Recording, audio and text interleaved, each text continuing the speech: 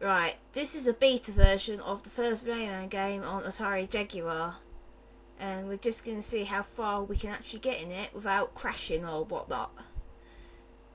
First thing you notice is that Rayman's got a very different walk cycle, which looks like he's jogging. I actually quite like it, but it's really up to whoever develops the game whether or not things like that stay in the final version.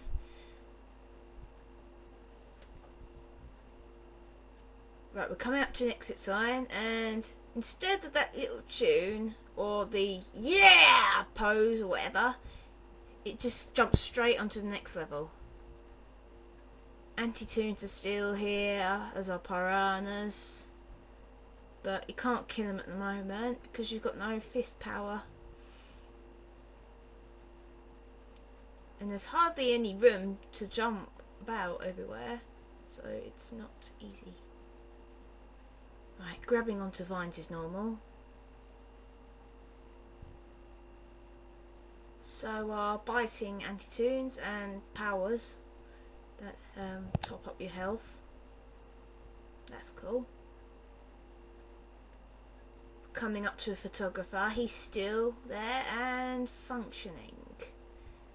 So that's cool. Oh no, but there are still living stones, and they're not the type that are scared as easily when you use the grimace.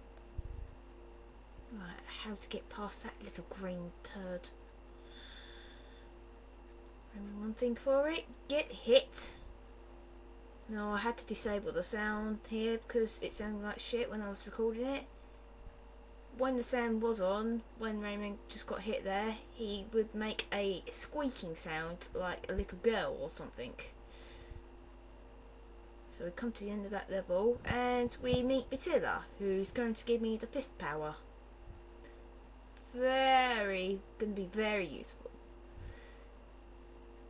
But she doesn't, not only does she not speak, well, mind, this is the Atari version, but there's no text there. There's hardly any text in the game other than action, game over, or whatever. And do you see that? He's got a funny feeling going on. Surely it must feel good to get new power. And you got the fist power, which is always going to be very helpful. Especially when you're going to kill guys like this guy. Jumping on to the next level now. Right. Now we've got some action. Speed fist, yeah? And at the moment, it does work.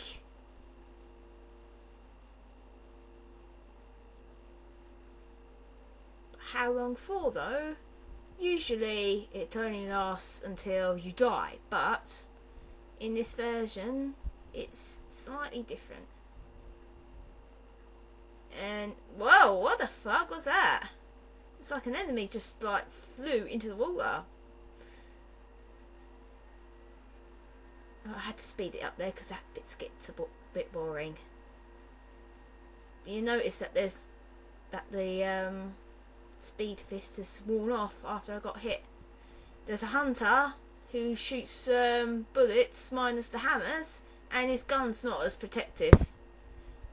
Just knocked a Neptune cage, and there was no medallion either. Now, as you saw before, the game started off with just that world map and not a title screen. I'll explain that in a minute. Let's focus on Tarazan. You get his loincloth down and he gives you the magnetic seed as normal, and you plant it as normal. But in this level they used the wrong screen. No, not screen, the wrong background, I mean. Let's speed that up because that one's a bit tedious as well.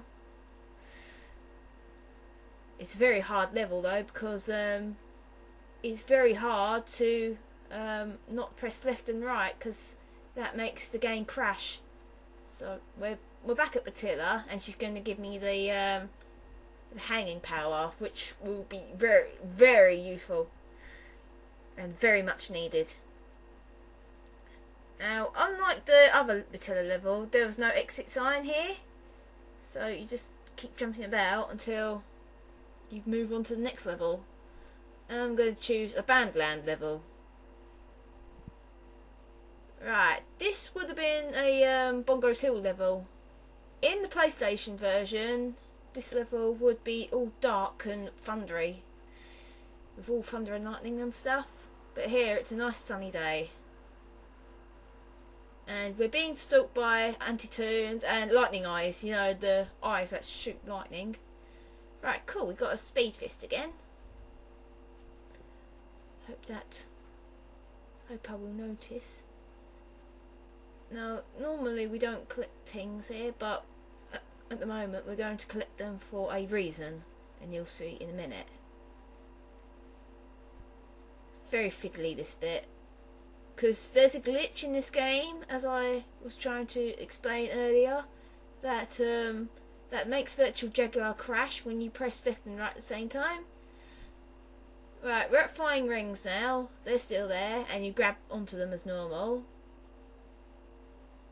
But unlike the final version, there's no sparkly line in between it. We're just going to fast forward that. And here's a magician. He wants 10 things, like you give him it, and he takes you to a bonus level. That's always cool. But you get a breakout game. And I'm not going to be bothered to play this, so I'm going to lose it as quickly as possible.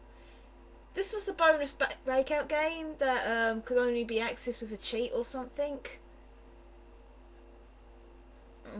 I'm guessing they took it out for some reason. That little disc in the middle, if you hit it, it pushes it back. I can't really be asked to play this really, although it is a cool feature, I must say. Right, I've lost. And we're back in action. We're just going to focus on getting to the exit. Now, that really is quite an odd throwback, I must say.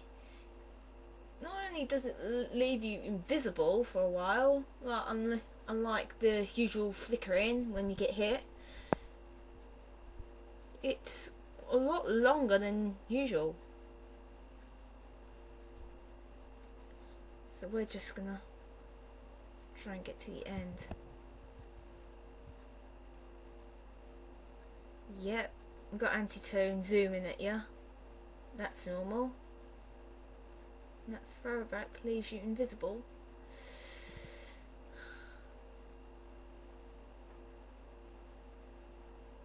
When the sound is on, the tings make quite a weird sound as well, and you won't be able to hear that here. Am I going to make it? Am I going to make it? Yes! And we're over.